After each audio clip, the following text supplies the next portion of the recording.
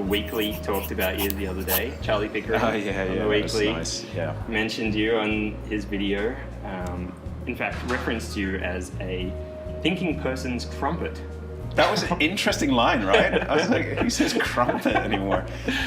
The March for Science, for those of you who don't know, thousands of people in over 500 cities, I think, in satellite marches, marched, and they had very amusing placards and very, it was very positive energy. There was a lot of grassroots support.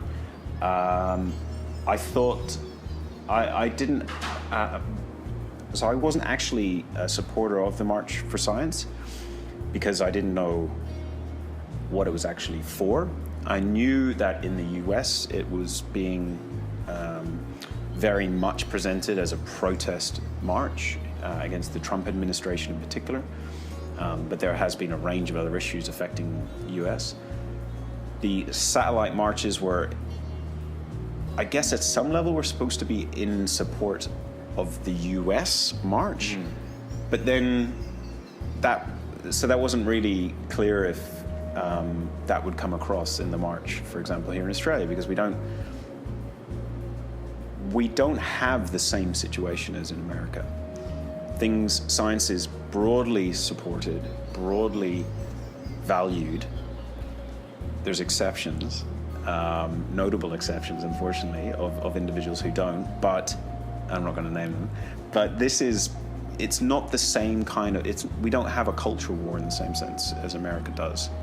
And we haven't had our sciences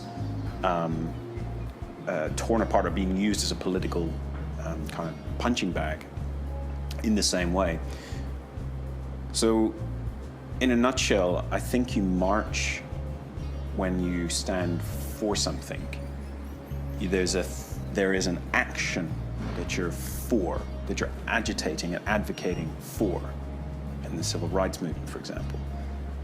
If you can't articulate what you're for, then what you're doing is protesting, which is still fine, right? You can arguably protest about things. But my challenge was, I didn't know what the marchers were then protesting against. As I said, you might be in support of the situation in America, the fight that's going on there, right or wrongly, you want to help with that perhaps. But does that make a lot of sense to do this march in Melbourne, where we have, some of the leading research centers and we have a lot of state and federal support? It's not. So it was an interesting time. I loved the grassroots. I loved the energy that came with it.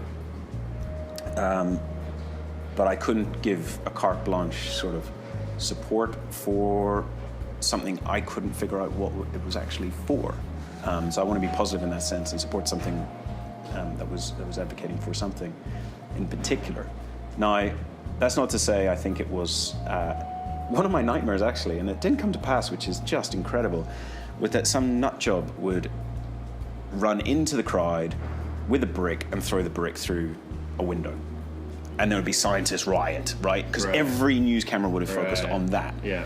That was my night. I spoke to some very senior interesting academics, and I was like, oh my God, please don't let this happen. And it didn't, and that is incredible for so many tens, if not hundreds of thousands of people. And not a single act of violence was perpetrated.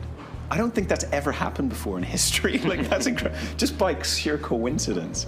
So that was so in that regard, it was a great success. And I wrote a lot of content trying to support the goals of what I hope were the more broadly articulated goals of the March for Science, and that is, a respect for evidence-based policymaking, bipartisan support for science. The benefits of science flow to all of us irrespective of how we vote, and so too should the support for science. And those kind of things you can, of course, champion and recognize, and that's really what I was... I did do a fair amount of stuff around the march, but I didn't... I helped arrange an open letter of support for science and some other things, but and that was kind of an impressive number of people signed that. But as I said, the march itself was a really interesting moment. It could be seen as a watershed moment, perhaps in the future. You always have to do these things in hindsight, but I had to say it was certainly a powerful image to see so many, such a diverse array of people, especially younger people getting involved. That was cool. That gives me hope. I always like to see energetic action, like activated people. I think I saw one of the placards or signs was it's a terrible situation when introverts have to get out and protest. Things must be bad if I've left the lab, right? That's right. Funny, no, good debrief and overview. Thanks for that.